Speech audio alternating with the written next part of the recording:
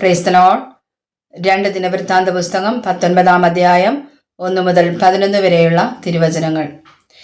യഹൂദ രാജാവായ യഹോശാഫാത്ത് യെരൂശലേമിൽ തന്റെ അരമനയിലേക്ക് സമാധാനത്തോടെ മടങ്ങി വന്നപ്പോൾ ഹനാനിയുടെ മകനായ യേഹൂ ദർശകൻ അവനെ എതിരേറ്റു ചെന്ന് യഹോശാഫാത്ത് രാജാവിനോട്, ദുഷ്ടന് സഹായം ചെയ്യുന്നത് വിഹിതമോ? യഹോവയെ പകയ്ക്കുന്നവരോട് നീ സ്നേഹം കാണിക്കുന്നുവോ? അതുകൊണ്ട് യഹോവയിങ്കൽ നിന്ന് കോപം നിന്റെ മേൽ വന്നിരിക്കുന്നു. എങ്കിലും നീ അശേര പ്രതിഷ്ഠകളെ നീക്കിക്കളയുകയും ദൈവത്തെ അന്വേഷിപ്പാൻ മനസ്സുവെക്കുകയും ചെയ്തതിനാൽ നന്മയും നിന്നിൽ കണ്ടിരിക്കുന്നു എന്ന് പറഞ്ഞു. യഹോശാഫാത്ത് യെരൂശലേമിൽ പാർത്തു. ബേർഷേബ മുതൽ എഫ്രായിം മലനാട് വരെ ജനത്തിന്റെ ഇടയിൽ വീണ്ടും സഞ്ചരിച്ച് അവരെ തങ്ങളുടെ പിതാക്കന്മാരുടെ ദൈവമായ യഹോവയെങ്കിലേക്ക് തിരിച്ചു വരുത്തി. അവൻ ദേശത്ത് പട്ടണം തോറും യഹൂദായിലെ ഉറപ്പുള്ള പട്ടണങ്ങളിലൊക്കെയും ന്യായാധിപന്മാരെ നിയമിച്ചു. നിങ്ങൾ ചെയ്യുന്നത് സൂക്ഷിച്ചു കൊള്ളുവിൻ. നിങ്ങൾ മനുഷ്യർക്കല്ല, യഹോവയ്ക്കു വേണ്ടി അത്രേ ന്യായപാലനം ചെയ്യുന്നത്. ന്യായപാലനത്തിൽ അവൻ നിങ്ങളോടുകൂടെ ഇരിക്കുന്നു. ആകയാൽ യഹോവ ഭയം നിങ്ങളിൽ ഇരിക്കട്ടെ. സൂക്ഷിച്ച് പ്രവർത്തിച്ചു കൊള്ളുവിൻ. നമ്മുടെ ദൈവമായ യഹോവയുടെ പക്കൽ അന്യായവും മുഖപക്ഷവും കൈക്കൂലി വാങ്ങുന്നതും ഇല്ലല്ലോ.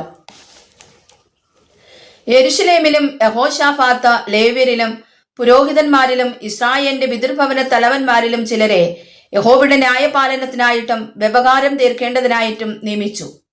അവർ യെരൂശലേമിൽ മടങ്ങി വന്നു.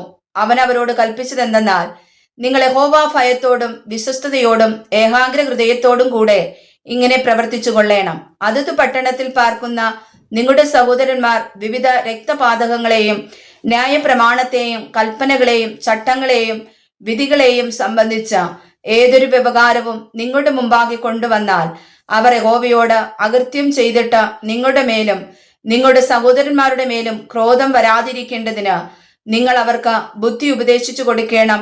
നിങ്ങൾ കുറ്റക്കാരാകാതിരിക്കേണ്ടതിന് അങ്ങനെ ചെയ്തു കൊള്ളുവിൻ. ഇതാ പുരോഹിതന്മാരായ മഹാപുരോഹിതനായ അമര്യാവ് യഹോവയുടെ എല്ലാ കാര്യത്തിലും യഹൂദാഗൃഹത്തിന്റെ പ്രഭുവായ ഇസ്മായേലിന്റെ മകൻ ശെബത്യാവ് രാജാവിന്റെ എല്ലാ കാര്യത്തിലും നിങ്ങൾക്ക് തലവന്മാരായിരിക്കുന്നു. ലേവ്യരും ഉദ്യോഗസ്ഥന്മാരായി നിങ്ങൾക്കുണ്ട്. ധൈര്യപ്പെട്ട് പ്രവർത്തിച്ചു കൊള്ളുവിൻ. യഹോവ നല്ലവരോടുകൂടെ ഇരിക്കും. വായിച്ചതായ തിരുവചനങ്ങളാൽ കർത്താവ് നമ്മെ അനുഗ്രഹിക്കട്ടെ. ആമേൻ.